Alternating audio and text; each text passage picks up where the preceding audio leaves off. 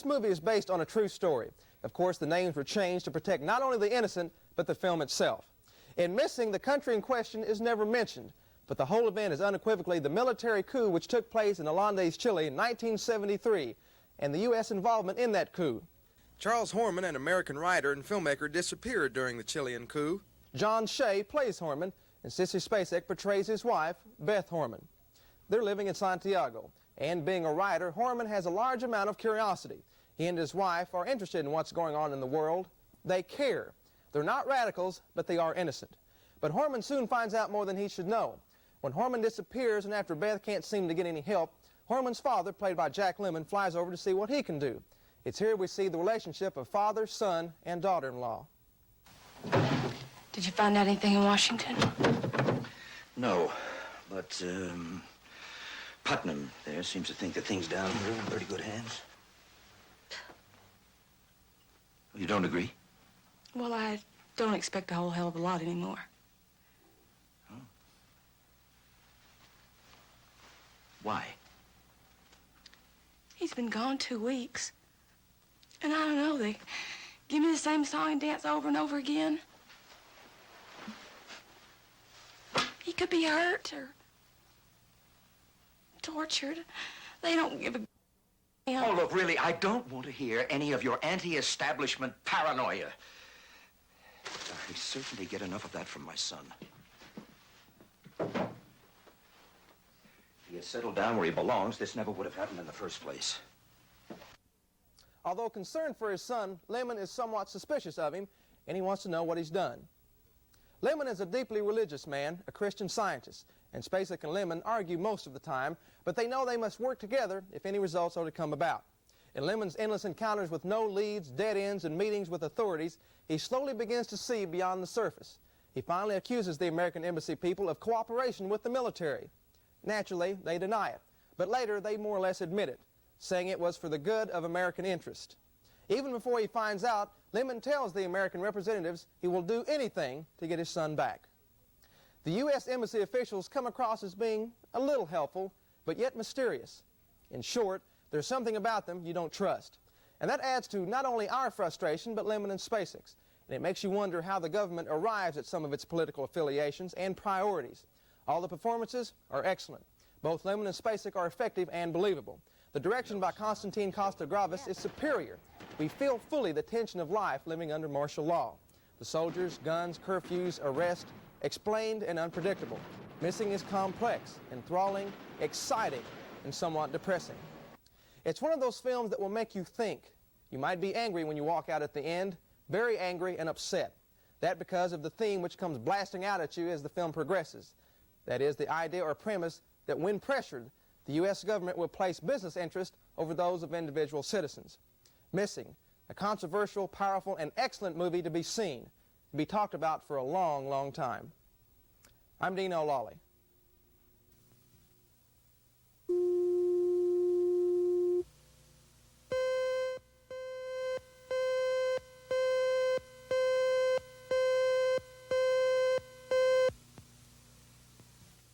The very close association of Richie Cunningham and the Fonz on the set of Happy Days cemented a friendship that is today translated into a very new kind of working relationship. Ron Howard, now 29, is directing his second feature film, Night Shift, whose star is none other than his pal, Henry Winkler. You know, we've been very, very good friends, and what's it like now all of a sudden when somebody has to listen to the other person? One person wasn't really the leader, you know. Well, now it's my job to be the leader here. Howard is no stranger to the camera, having started his career as the lisping trumpet player in The Music Man, then 8 years opposite Andy Griffith as young Opie, then debuting in film with American Graffiti, always playing the all-American boy next door. Quite a contrast to his role as director of an R-rated film. It's sexiness. I think that interested me. I mean, it's not the sexiest movie ever made, but it is an R-rated comedy. I've never undertaken anything like that, and it intrigued me a lot. Winkler's character, Chuck, is a bored employee of the New York City morgue. To pep up his humdrum existence, he decides to become the business manager of a group of Manhattan prostitutes. You own the entire franchise, every chair, every table, every French fry. And this is just the beginning, ladies. I've looked into a racehorse for you and a racing car. If I was busy enough directing that I just didn't have an opportunity to act anymore, that'd be okay. I don't miss playing Richard Cunningham because I'm getting to do what I really want to do professionally.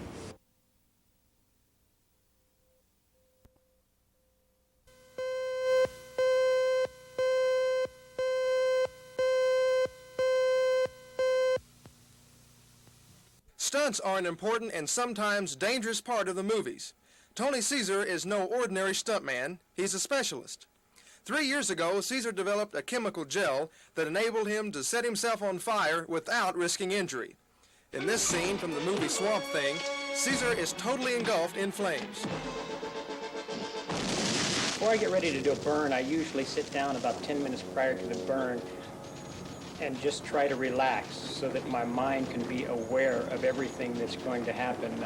When you're completely on fire, that's a point that you do not want to panic. Take note that Caesar has an unfailing routine of protecting himself before doing a fire burn. First and most important is a layer of thin fire-retardant clothing which completely covers his body. Then in the large black bucket up there, I have the chemical that I use that actually stops me from burning. You have to use a combination of both of them in order to do a successful fire burn. The procedure you are witnessing is extremely dangerous and under no circumstances should be attempted. I have to have control of the clothing that I'm actually going to burn. I have to have control of the wind so that I can control the flames that are going around me. Okay, now I'm applying some of the napalm mixture that I used to burn with. Then I tell my assistant to light his torch. Now I'm ready to be ignited. I tell him, ignite me. You can do two things. You can scream and holler for help, or you can say it doesn't bother you at all. Now, we have one of the most important men that work with us. Whenever we get ready, you just use one command. You just say, out. And they come in. If I had my choice, fire would probably be the last stunts I would do in the movie industry. I'm glad I don't have to do that for a living. I'm Dino Lawley.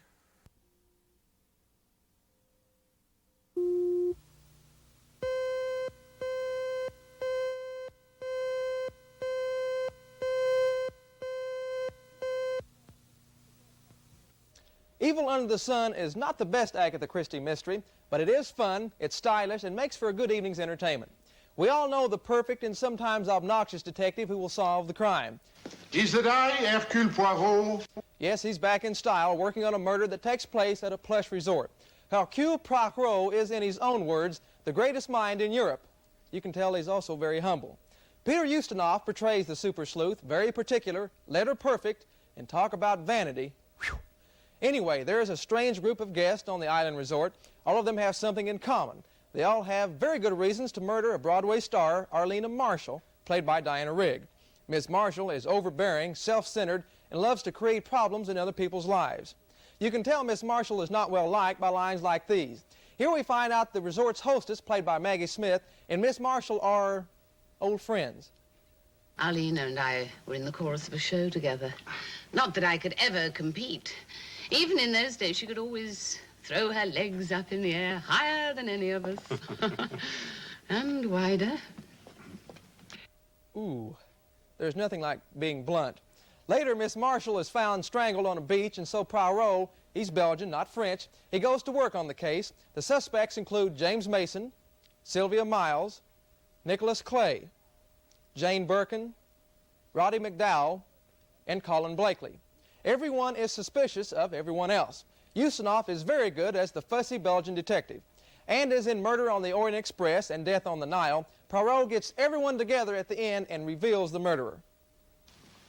Are you all comfortable? Even the murderer? This has been a most unusual crime, in that apparently nobody had the opportunity of committing it. Madame Marshall was killed between 11:30 and 12 noon yesterday, and yet every single one of you had a perfect alibi, including you, Monsieur Gardner, without knowing it. I'm very sorry if I have disappointed you.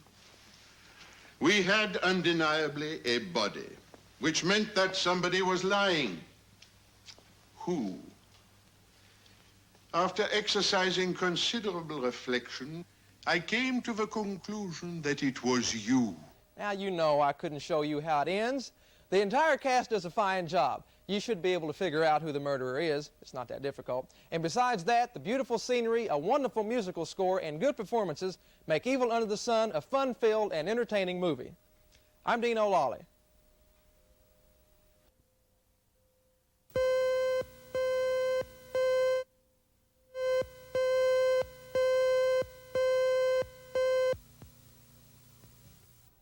This is an unusual film in that Richard Pryor is the only star in it. Pryor wrote, stars in, and produced the picture. This is one of the first performances since his near-fatal accident back in 1980. To sum it up, he's back in style and is as funny as ever. Live on the Sunset Strip was filmed at the Hollywood Palladium on 2 consecutive nights. Needless to say, both performances were sold out. You can tell Pryor is nervous at first, but once he gets going, he is brilliant. He covers a variety of topics: marriage, his trip to South Africa, and the mafia. He makes some very good comments on drugs and how they can control a person's life. He talks of racism, and it's here he gets serious for a while. In this scene, he tells us about when he was at Arizona State Penitentiary to make the movie Stir Crazy. And I was up there 6 weeks, Arizona State Penitentiary. It was some, oh, you're applauding for that? Arizona State Penitentiary, real popular.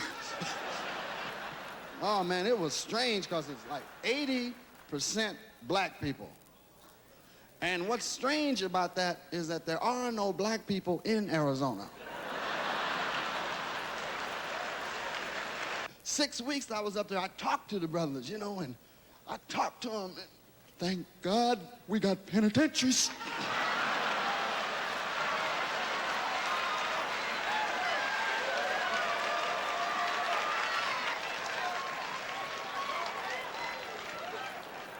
I said, why did you kill everybody in the house? Because they was home. Pryor takes the audience through the various stages of his life. He gives us his unique characterizations, and toward the end of the show, he gives us an account of his accident as only Richard Pryor can do. I mean, I was standing there on fire and some said, why, that's so pretty blue. You know what? That looks like fire! I'm talking about fire is inspirational. They should use it in the Olympics. Because I did the 100-yard dash in 4.3. And you know something I found out? When you're on fire and running down the street, people will get out of your way. The film is rated R. If you are familiar with Pryor's kind of humor, you know why it is rated R. The language is at times filthy and rather strong. He is explicit, to say the least. But besides that, the bottom line is that Pryor is hilarious, brilliantly funny. His delivery, facial, and bodily expressions are great. It's obvious at various times during the show that Pryor is a changed person inside. He can be warm and sentimental. I'm certainly glad he's still around. He's got style and class. For adults only, if you want to laugh until you think you can't laugh anymore, the name of the movie is Richard Pryor Live on the Sunset Strip. See it soon. I'm Dino Lawley.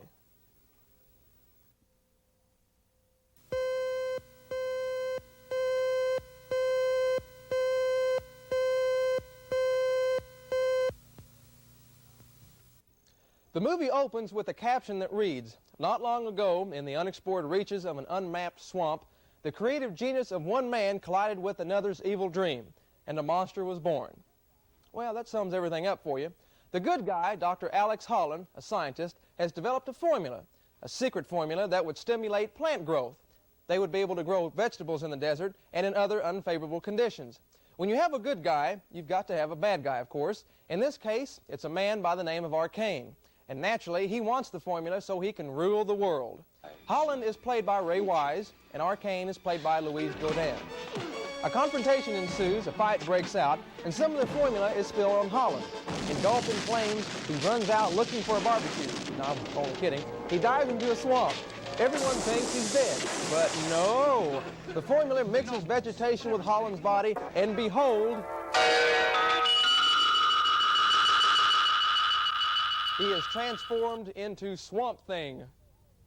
Now let me backtrack here. Before all of this happens, an electronics expert, Alice Cable, portrayed by Adrienne Barbeau, is sent to the swamp as a replacement. When she first meets Holland, you get the feeling a little romance may soon be blossoming, but they're never given the chance. After the accident, Barbeau finds and keeps one of Holland's notebooks, the one with the final formula. She's captured, and when Arcane's crew tries to drown Cable, guess who makes an appearance? Swamp Thing is a modern-day Beauty and the Beast story. Cable finds out the monster is actually Dr. Holland. Although he has changed physically, he remains the same at heart and in mind. Together, Cable and Holland fight the evil forces of Arcane. Swamp Thing is lots of fun. It's got lots of action. It's a little corny and predictable, like in this scene, one of the many chases in the picture.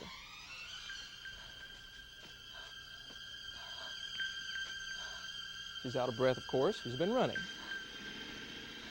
And who shows up?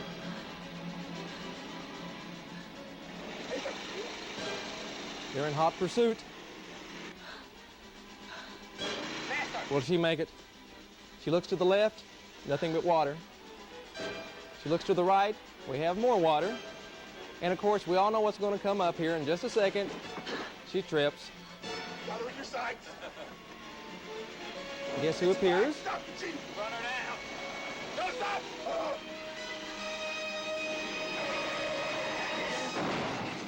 That's hard on the kneecaps.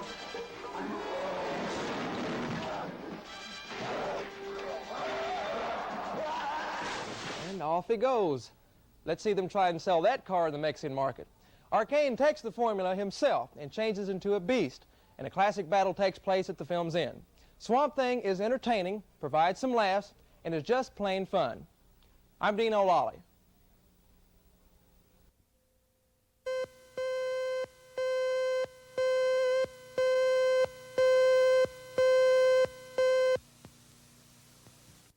One actor who is luckier than most is Howard Rollins, who, in his very first film, has been nominated for Best Supporting Actor in Ragtime. How did you prepare for this part? I had to work with a music coach who came in to see me twice a week for about 3 hours at a shot. And he would then take me through the music, at first insisting that I play ragtime since he had heard that I played music in the past. Well, I said I did, but I didn't play that well. And he still insisted that I try, so I did. And after a week and a half of trying, we finally got on to just looking as if I played the music. Rollins' character, Coalhouse Walker Jr., is a successful piano player who, in the midst of trying to put together his personal life, comes up against the kind of injustice that prevailed in America in 1906.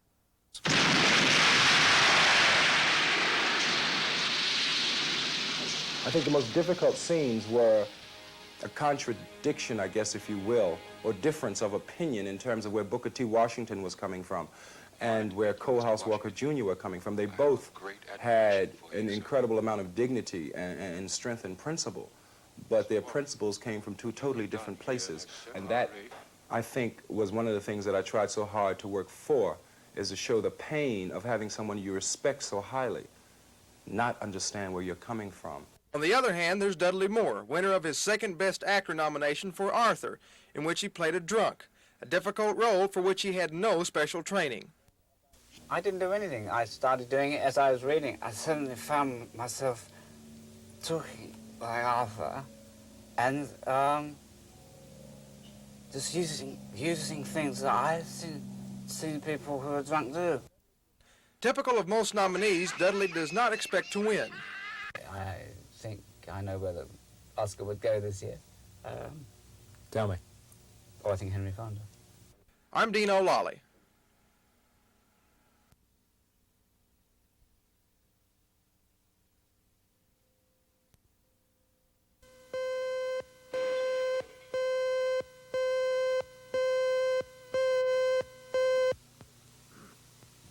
The Academy Awards production, viewed by some 300 million people worldwide, has become the principal source of revenue for the Academy and its Margaret Herrick Library. Just who will win is now the biggest guessing game in town. Here are some experts' predictions.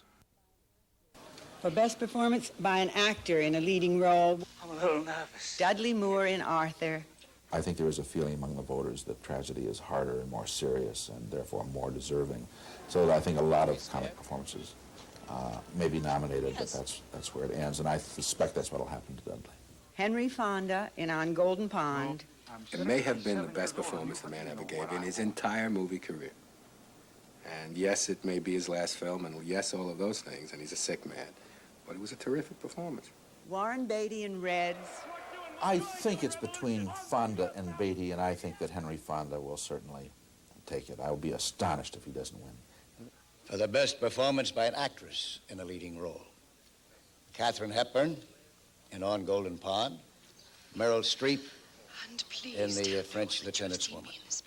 Best actress, I think that probably Streep is the lady to beat for French Lieutenant's Woman. I think that Katharine Hepburn could, if there's a real sweep developing for On Golden Pond, I think it could be that Hepburn, of course, was just revered in the town, could be swept along with it. But performance as performance, I think that the sentiments are going to be for Meryl Streep. And for Best Picture, Atlantic City. Don't touch the soup. Chariots of Fire. On Golden Pond. Sounds like I'm lisping, doesn't it? Raiders of the Lost Ark. And Reds. Best Picture, it's a toss-up between Reds and On Golden Pond. The figures are that Best Picture will add $6 to $10 million average, to the eventual box office returns of a movie. That's a lot of plus money.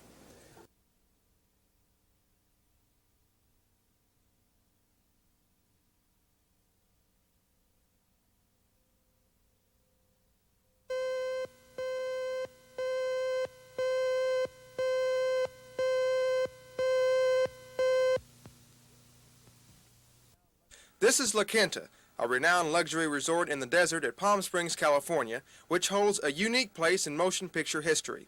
For over 56 years, this has been the hideaway retreat of such legendary stars as Greta Garbo, Ginger Rogers, and countless others. And it was here at La Quinta that writer-director Frank Capra wrote the scripts for many of his most famous films. Now, after numerous professional honors, Frank Capra is being personally honored by his closest friends and by the hotel he calls home. The Frank Capra Room has been dedicated to that long association. He's just a great director, that's all I got to say. He found the, quote, man. I hate the word, but the common man, what's known as the little man. People were human beings to him, but to you, a warped, frustrated old man, they're cattle. I thought the average guy who went to work in the morning and came back and fed his family and so forth was not getting a break. The world was kept rolling by that man and the millions and millions like him.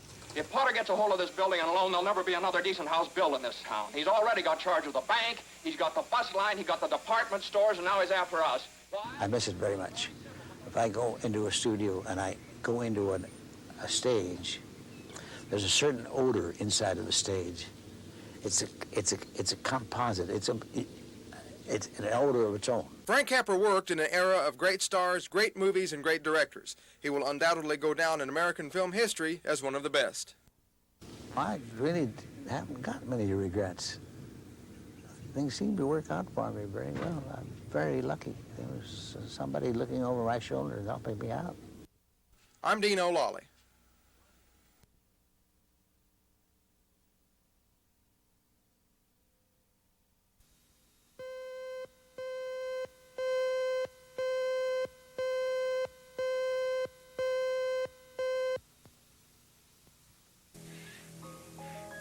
At the end of our lane, I couldn't remember where the old town road was. One little way in the woods, there was nothing familiar, not one damn tree. It scared me half to death. That's why I came running back here to you. See your pretty face. I could feel safe. I was still me.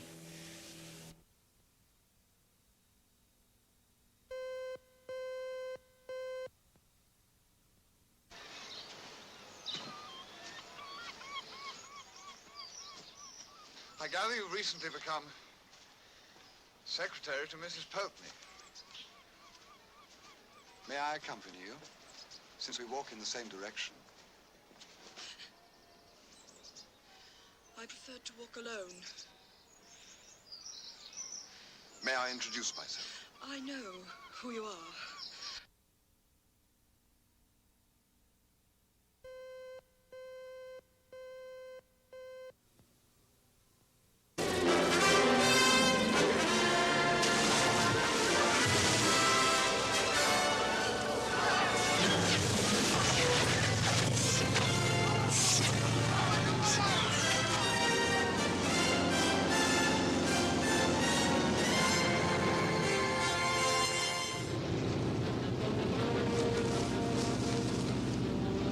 Big snake in the plane, Doc! Oh, that's just my pet snake, Reggie! I hate snakes, Doc! I hate them! Come on, show a little backbone, will ya?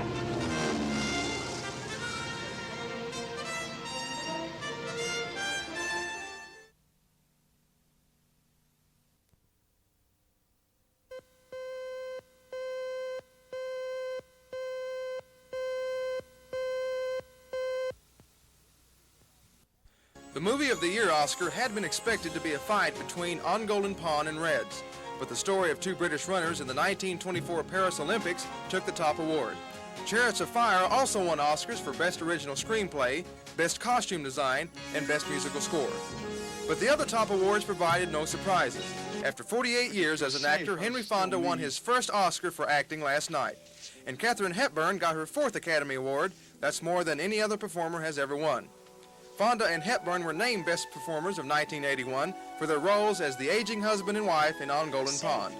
Jane Fonda accepted the award for her father, who for months has been confined to his home due to heart problems.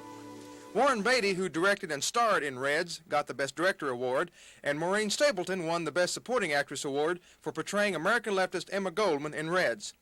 Sir John Gielgud won the Best Supporting Actor Award for portraying the English butler in Arthur. Arthur also won the Oscar for Best Song. The big winners were Chariots of Fire and Raiders of the Lost Ark, with 4 Oscars apiece. Raiders, the fast-paced adventure film, won for sound editing, art direction, and visual effects. Those are some of the top winners. The excitement of Oscar time has passed, and it looks like all we have now to look forward to is next year's show and a whole lot of movies in between. I'm Dino Lawley.